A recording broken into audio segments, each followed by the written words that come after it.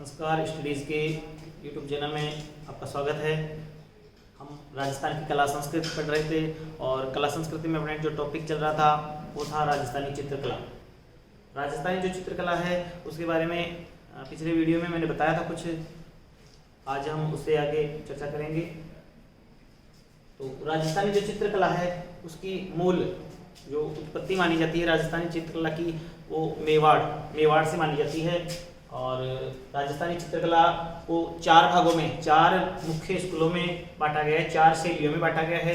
पिछले वीडियो में मैंने आपको बताई थी, मारवाड़ स्कूल है, मेवाड़ स्कूल है, ढूंढाड़ स्कूल है और हाड़ौती स्कूल, चार भागों में बांटा गया है।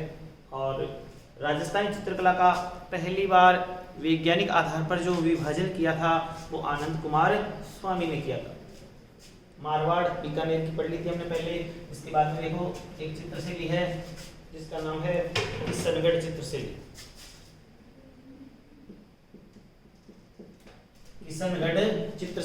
किशनगढ़ चित्रशैली के बारे में आज हम चर्चा करेंगे। किशनगढ़ चित्रशैली से आपको याद रखना है, किशनगढ़ अजमेर में है किशनगढ़ चित्रशैली। इस किशनगढ़ चित्रशैली का स्वर्ण काल कहलाता है सावत सिंह। सावत सिंह का काल, सावत सिंह किशनगढ़ के शासक थे जिनको नागरीदास के नाम से भी जाना जाता है। नागरीदास, सावत सिंह या नागरीदास स्वर्ण काल माना जाता है किशनगढ़ चित्रशैली का। किशनगढ़ चित्रशैली से आपको याद रखना है कि इसमें सर्वाधिक जो चित्र बने हैं वो कागज पर बने हैं, कागज पर, इसलिए इसे कागजी शैली भी कहा जाता है।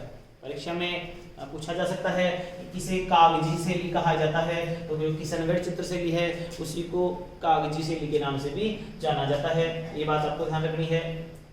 ये जो किशनगढ़ चित्रशैली है इसमें जो महिला की आंखें बताई गई है वो बताई गई है कमल खंजन सी आंखें। महिला की जो आंख बताई गई है वो कमल खंजन सी आंखें इसमें बताई गई है। इसमें एक आभूषण का भी विशेष रूप से चित्रण हुआ है जिसका नाम है बेसरी। बेसरी आभूषण याद रखना, नाक में पहना जाता है, नाक का आभूषण है बेसरी। और बेसरी को दिखाया गया है कौन सी चित्रशैली में? किशनगढ़ चित्रशैली से संबंधित है ये बेसरी। कमल खंजन सी आंखें, कागज का सर्वाधिक प्रयोग, इसलिए कागजी शैली के नाम से भी इसको जाना जाता है। इसमें जो रंगों का प्रयोग हुआ है वो श्वेत रंग और गुलाबी, श्वेत और गुलाबी रंगों का प्रयोग हुआ है इस किशनगढ़ चित्रशैली में। तो ये यहाँ तक याद रखना बेसिक चीजें हैं जिनमें से प्रश्न पूछा जा सकता है। किशनगढ़ चित्रशैली, किशनगढ़ अजमेर है, सावत सिंह या नागरीदास के काल को किशनगढ़ शैली का स्वर्ण काल कहते हैं। कागज पर चित्र बने इसलिए इसको कागजी शैली कहा जाता है। इसमें महिला की जो आंखें बताई गई है वो कमल खंजन सी बताई गई है, यानी विशेष रूप से इस शैली में ध्यान दिया गया है नारी सौंदर्य पर, नारी सौंदर्य पर ध्यान दिया गया है। प्रश्न पूछा जा सकता है कि नारी सौंदर्य से संबंधित कौन सी शैली है? तो जो किशनगढ़ शैली है वो नारी सौंदर्य से संबंधित मानी जाती है। ये जो किशनगढ़ चित्रशैली है इसको प्रकाश में लाने का जो श्रेय दिया जाता है वो एक विद्वान है एरिक डिक्सन और एक विद्वान है फैयाज अली। एरिक डिक्सन और फैयाज अली को श्रेय दिया जाता है किशनगढ़ चित्रशैली को प्रकाश में लाने का। इस किशनगढ़ चित्रशैली का एक सबसे सुंदर चित्र है जिसका नाम है बणी ठणी। ये पूछा गया, बहुत बार परीक्षा में पूछा गया है। बणी ठणी किस चित्रशैली का चित्र है? तो बणी ठणी जो है वो किशनगढ़ चित्रशैली का चित्र है। और बणी ठणी का चित्र किसने बनाया था? तो मोर ध्वज निहाल चंद जो थे उन्होंने बनाया था बणी ठणी चित्र। कौन से शैली से? किशनगढ़ चित्रशैली से संबंधित है ये बणी ठणी कौन थी? तो सावत सिंह जो थे, सावत सिंह की प्रेमिका थी ये बणी ठणी। और इस बणी ठणी के लिए सावत सिंह कविताएं लिखते थे और कविता के नीचे अपना नाम सावत सिंह नहीं लिख करके नागरीदास लिखते थे।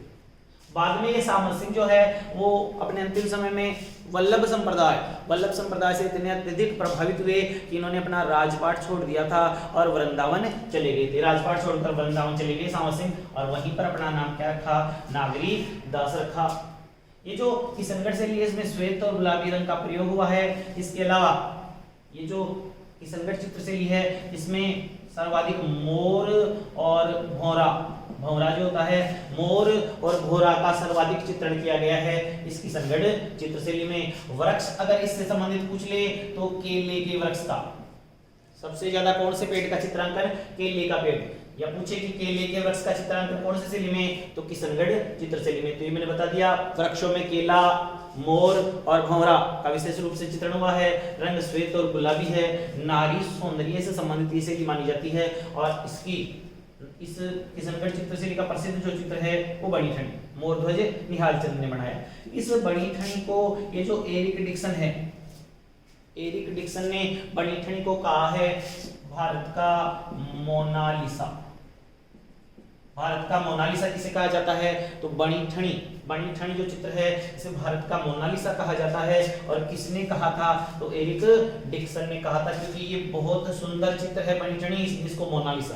अब बात करें कि मोनालिसा क्या है, तो इटली के एक प्रसिद्ध चित्रकार थे लियोनार्डो दा विंची। जो लियोनार्डो दा विंची थे उन्होंने एक चित्र बनाया था जिसका नाम था मोनालिसा, और वो चित्र विश्व का सर्वश्रेष्ठ चित्र, विश्व का सर्वश्रेष्ठ चित्र कौन सा है, मोनालिसा है, लियोनार्डो दा विंची ने इटली में। और इस मोनालिसा से तुलना की गई इसकी बड़ी ठनी। तो ये बात आपको इसमें याद रखनी है। अब बात करते हैं किशनगढ़ जो चित्रशैली है उसके चित्रकारों की, क्योंकि चित्रकारों से संबंधित प्रश्न जा जाता है परीक्षा में, चित्रकारों के नाम से संबंधित पूछा जाता है। चित्रकारों की अगर बात करें, इस किशनगढ़ जो चित्रशैली है इसमें चित्रकारों की बात करें तो कौन कौन चित्रकार है इसमें, चित्रकार में याद रखना मोर ध्वज है निहाल चंद, मोर ध्वज निहाल चंद, एक है धन्ना, एक है अमरू, एक है बदन सिंह, एक है नानक राम। तो ये सारे अमीर चंद भी इसी शैली का है, अमीर चंद। सूरध्वज भी इसी शैली का है, सूरध्वज। तो ये सारे के सारे चित्र आपको, चित्रकारों के नाम आपको याद रखने हैं, मोरध्वज निहाल चंद, धन्ना, अमरू, बदन सिंह, नानक राम, अमीर चंद और सूरध्वज। ये सारे के सारे कौन सी चित्रशैली के चित्रकार हैं, तो किशनगढ़ चित्रशैली के, ये आपको ध्यान रखना है।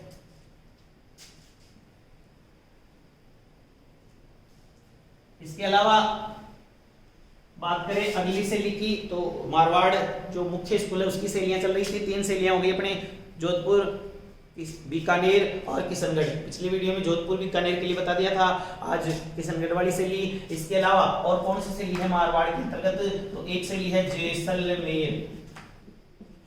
जैसलमेर चित्रशैली। जैसलमेर चित्रशैली में तो ही बातें याद रखनी है, ज्यादा बातें याद नहीं रखनी है। एक तो याद रखना है मूलराज भाटी, और एक याद रखना है मूमल। जैसलमेर शैली का स्वर्ण काल मूलराज भाटी का काल, जैसलमेर चित्रशैली का जो स्वर्ण काल माना जाता है वो मूलराज भाटी के काल को माना जाता है। और इस चित्रशैली में सर्वाधिक जो चित्र बने वो मूमल लोदरवा जैसलमेर की राजकुमारी थी, और उसी मूमल के चित्र बनाए गए हैं सर्वाधिक जैसलमेर शैली में।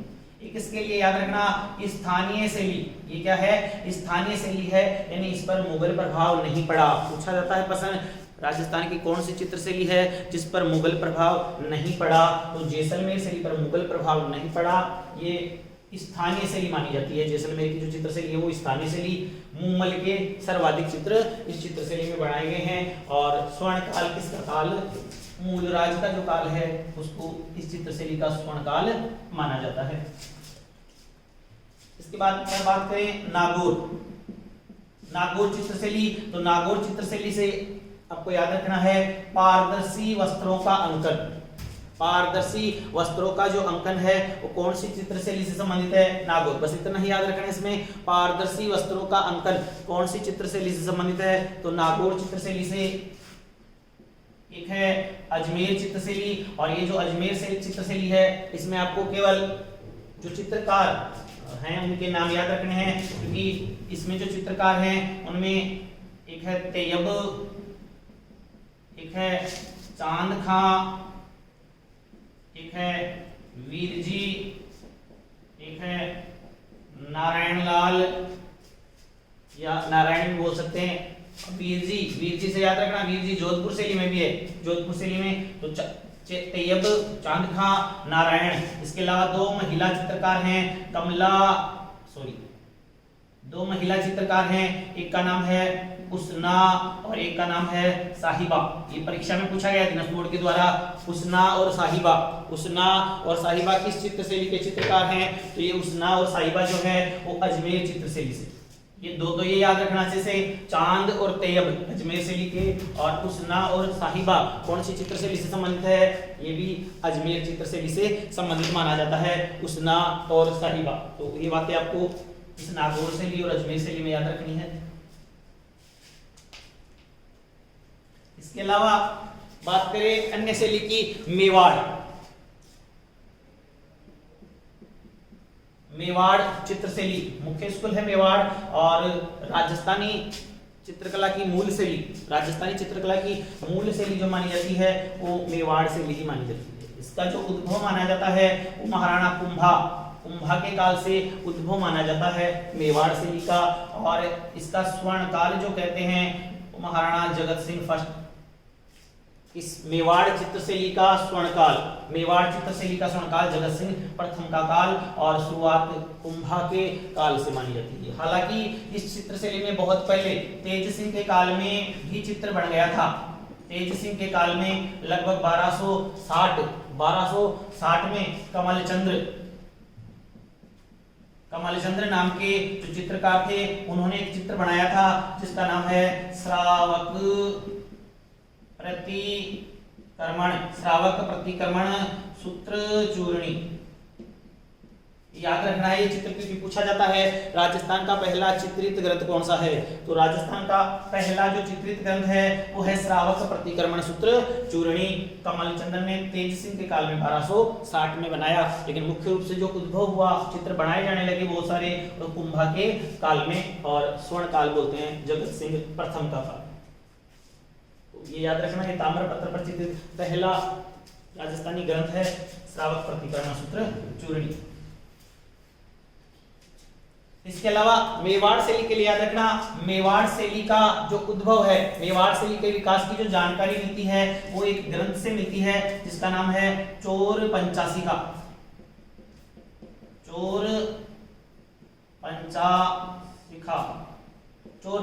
ग्रंथ जो है इसकी रचना की थी कवि विल्हण द्वारा रचित चोर पंचाशिखा जो ग्रंथ है उससे हमें मेवाड़ चित्रशैली की जानकारी मिलती है। मेवाड़ चित्रशैली की जानकारी, मेवाड़ के महाराणा जो थे संग्राम सिंह सेकंड, मेवाड़ महाराणा संग्राम सिंह सेकंड, इनके काल में निसारदीन नाम के जो कलाकार थे उन्होंने एक चित्र बनाया था इसके समय में, संग्राम सिंह सेकंड के समय, और उसका नाम है कलीला दमना। तो ये पूछा गया परीक्षा में, कलीला दमना कौन सी चित्रशैली से संबंधित है? मेवाड़ चित्रशैली जो है मेवाड़ चित्रशैली से संबंधित माने जाते हैं कलीला दमना। और कलीला दमना ये पात्र थे पंचतंत्र, जो विष्णु शर्मा की रचना है पंचतंत्र, उस पंचतंत्र के दो पात्र होते हैं कलीला और दमना, और इन कलीला दमना के चित्र बनाए गए हैं मेवाड़ चित्रशैली में। कलीला दमना पर बहुत सारे चित्र बनाए हैं निसारदीन के द्वारा। इसके अलावा जो मेवाड़ चित्रशैली है, मेवाड़ चित्रशैली के लिए आपको याद रखना है इसमें कौन से रंग का प्रयोग हुआ है? तो लाल और पीले रंगों का प्रयोग हुआ है मेवाड़ चित्रशैली में। ये जो मेवाड़ चित्रशैली है इसमें सर्वाधिक कदम्ब के वृक्ष का, सर्वाधिक चित्र किसका हुआ है? कदम्ब के वृक्ष का सर्वाधिक चित्रण हुआ है मेवाड़ शैली में। ये बात आपको ध्यान रखनी है, रंग लाल और पीला, और कौन से वृक्ष का? कदम्ब के वृक्ष का सर्वाधिक इसमें चित्रण हुआ है, चित्रण किया गया है। ये जो मेवाड़ चित्रशैली है, इस मेवाड़ चित्रशैली में स्वर्णकाल जगत सिंह का काल हो गया, कुंभा के समय बहुत सारे चित्र बनाए गए थे। इसके अलावा इसके जो चित्रकार हैं, चित्रकारों के नाम भी आपको याद रखने हैं। कौन कौन हैं मेवाड़ शैली के जो चित्रकार हैं वो कौन कौन हैं? तो एक तो साहिबदीन है, एक मनोहर है। साहिबदीन और मनोहर मुख्य चित्रकार हैं मेवाड़ शैली के। साहिबदीन और मनोहर मेवाड़ शैली के चित्रकार माने जाते हैं। इनके अलावा करपाराम है, एक जीवाराम है और एक उमराव। साहिबदीन, मनोहर, करपाराम, जीवाराम और उमराव ये कौन सी चित्रशैली से संबंधित है? मेवाड़ चित्रशैली से संबंधित है। और सर्वाधिक कौन से वृक्ष का चित्रण? कदम्ब के वृक्ष का इस शैली में चित्रण किया गया है, मेवाड़ चित्रशैली में। इस मेवाड़ शैली के बाद में हम बात करते हैं अगली चित्रशैली की। मेवाड़ शैली के लिए ही आपको याद रखना है जो जगत सिंह प्रथम थे, जगत सिंह प्रथम ने अपने राजमहल में एक चित्रकला का विद्यालय खोला था जिसको बोलते हैं चित्तेरों की ओवरी। चित्तेरों की ओवरी कहाँ पर है? तो मेवाड़। जगत सिंह फर्स्ट ने बनवाया था चित्तेरों की ओवरी, जिसको जो चित्तेरों की जो ओवरी है उसको और भी नामों से जाना जाता है। चित्तेरों की ओवरी का जो निर्माण किया था वो महाराणा जगत सिंह फर्स्ट ने किया था। तस्वीरारो कारखानों, चित्तेरों की जो ओवरी है उसको तस्वीरारो कारखानों भी कहा जाता है। तो ये बात भी आपको ध्यान रखनी है इस मेवाड़ शैली में। मेवाड़ शैली में सर्वाधिक जो चित्र बने हैं वो भगवान कृष्ण से संबंधित भी बने। भगवान कृष्ण के सर्वाधिक चित्र कौन सी शैली? मेवाड़ चित्रशैली में। इसके अलावा इसमें पहाड़ियों के चित्र, पहाड़ जाता है उस साइड में, तो पहाड़ियों के चित्र भी बनाए गए हैं इस मेवाड़ चित्रशैली में। मेवाड़ चित्रशैली के बाद में बात करते हैं नाथद्वारा। नाथद्वारा चित्रशैली। और जो नाथद्वारा चित्रशैली है इस चित्रशैली के लिए आप याद रखना, नाथद्वारा चित्रशैली में सर्वाधिक जो चित्र बनाए गए हैं वो भगवान कृष्ण से संबंधित इसका जो स्वर्ण काल माना जाता है वो मेवाड़ के महाराणा राज सिंह का काल माना जाता है। कृष्ण से संबंधित जो चित्र बनाए गए हैं उनको बोलते हैं पिछवाई पेंटिंग। यानी ये प्रश्न बहुत बार आ चुका है, पिछवाई कहाँ की प्रसिद्ध है? तो नाथद्वारा। या नाथद्वारा की कौन सी पेंटिंग प्रसिद्ध है? तो पिछवाई पेंटिंग जो है वो नाथद्वारा की प्रसिद्ध है। इस पिछवाई पेंटिंग में भगवान कृष्ण के चित्र, किसके चित्र? भगवान कृष्ण के चित्र। और जो स्वर्णकाल है वो राज सिंह का काल। नाथद्वारा शैली के लिए ही आपको चित्रकारों के नाम इसमें भी याद रखने हैं। और इसमें जो चित्रकार हैं उनमें एक है चतुर्भुज, एक है उदयराम, एक है चंपालाल, एक है घासीराम। इसके अलावा दो महिला चित्रकार हैं कमला और इलायची। याद रखना नाथद्वारा चित्रशैली के चित्रकार कौन कौन हैं? तो चतुर्भुज, उदयराम, घासीराम, चंपालाल, कमला और इलायची। इसमें भी दो महिला चित्रकारों के नाम। एक तो अजमेर शैली है, अजमेर चित्रशैली में दो महिला चित्रकार हुस्ना और साहिबा का नाम मिलता है। और नाथद्वारा शैली में दो महिला चित्रकारों के नाम कमला और इलायची मिलते हैं। नाथद्वारा ये जो राज सिंह है, राज सिंह ने ही श्रीनाथ जी की जो मूर्ति है वो सिहाड़ गांव में स्थापित करवाई थी, मंदिर बनवाया था राज सिंह ने। और सिहाड़ गांव में बनवाया था, लेकिन यहाँ नाथ श्रीनाथ जी का मंदिर होने के कारण इसको क्या बोलते हैं? नाथद्वारा बोला जाता है। और पिछवाई पेंटिंग प्रसिद्ध है कहाँ की? नाथद्वारा की पिछवाई पेंटिंग।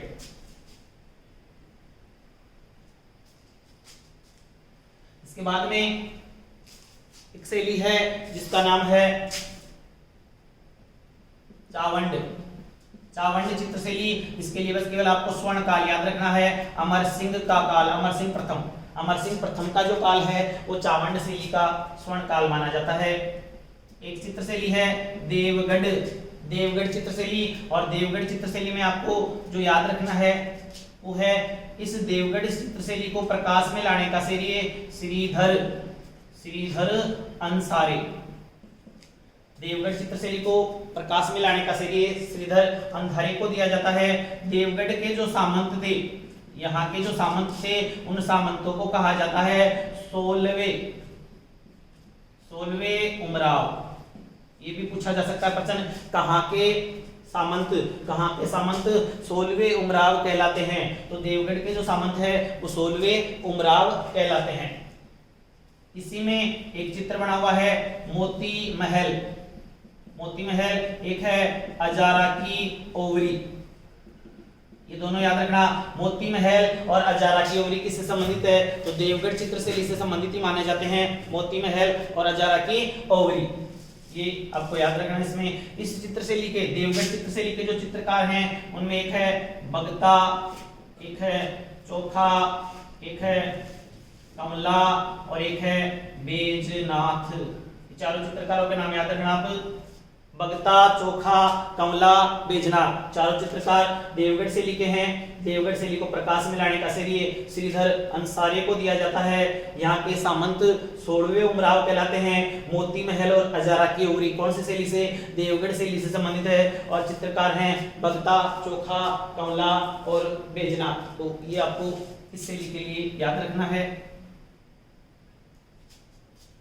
इसके बाद में चर्चा करेंगे ढूंढाड़ चित्रशैली की। ढूंढाड़ चित्रशैली की चर्चा करेंगे। तो जो ढूंढाड़ चित्रशैली है उस ढूंढाड़ चित्रशैली और इसी को आमेर शैली, जो ढूंढाड़ शैली है इसको आमेर शैली के नाम से भी जाना जाता है। आमेर शैली या ढूंढाड़ शैली। और आमेर के लिए आपको पता होगा सबसे पहले मुगलों का अधिकार यानी मुगलों की अधीनता स्वीकार करने वाले जो शासक थे वो आमेर के थे। यानी राजस्थान की कौन सी चित्रशैली है जिस पर सबसे पहले मुगल प्रभाव आया? तो आमेर चित्रशैली। मुगल उस समय शासक हुआ करते थे दिल्ली के, तो सबसे बड़ी ताकत की जब अधीनता स्वीकार कर ली तो फिर कोई छोटा मोटा राजा तो आक्रमण करेगा ही नहीं, तो युद्ध की इनको कोई चिंता नहीं थी। अब जब युद्ध नहीं होगा तो थाले बेटे क्या करेंगे? तो ये पशु पक्षियों की लड़ाई करवाने लग गए, यानी मुर्गों की लड़ाई। मुर्गों की लड़ाई और हाथियों की लड़ाई। मुर्गों की लड़ाई और हाथियों की लड़ाई ये पूछ ले आपसे किस चित्रशैली से? तो आमेर चित्रशैली से संबंधित है। मुर्गों की लड़ाई और हाथियों की लड़ाई दोनों ही आमेर शैली से संबंधित माने जाते हैं। ये जो आमेर शैली है इस आमेर शैली के लिए आपको याद रखना है इसमें कौन से रंग का प्रयोग? तो हरा रंग, हरे रंग का इसमें प्रयोग किया गया है आमेर चित्रशैली में। आमेर चित्रशैली में हरे रंग का प्रयोग किया गया है। इसमें जो आंखें बनाई गई है वो बड़ी बड़ी मर्ग के समान या मर्ग नयनी आंखें, बड़ी बड़ी मर्ग नयनी आंखें इस आमेर चित्रशैली में बनाई गई है। इसके अलावा याद रखना है यहाँ कौन सा वृक्ष? वट वृक्ष। वट वृक्ष का सर्वाधिक चित्रांकन आमेर शैली में। वट वृक्ष का सर्वाधिक चित्रांकन हुआ है कौन सी शैली में? आमेर शैली में। ये भी आपको याद रखना है। इस आमेर शैली में ही साहिब राम नाम के जो चित्रकार थे उन्होंने एक बड़ा सा चित्र बनाया किसका? ईश्वरी सिंह का। ईश्वरी सिंह का आदम कद चित्र, बड़ा सा चित्र बनाया किसने? साहिब राम ने। तो साहिब राम मुख्य चित्रकार हैं आमेर शैली के चित्रकार। साहिब राम मुख्य चित्रकार इस शैली के माने जाते हैं, ये आपको याद रखना है। साहिब राम के अलावा और कौन कौन से चित्रकार हैं जो इस चित्र शैली के हैं? तो याद रखना एक तो गोविंदा है, एक केसु है, एक मन्ना है, गोपाल, हुकना, राम सेवक।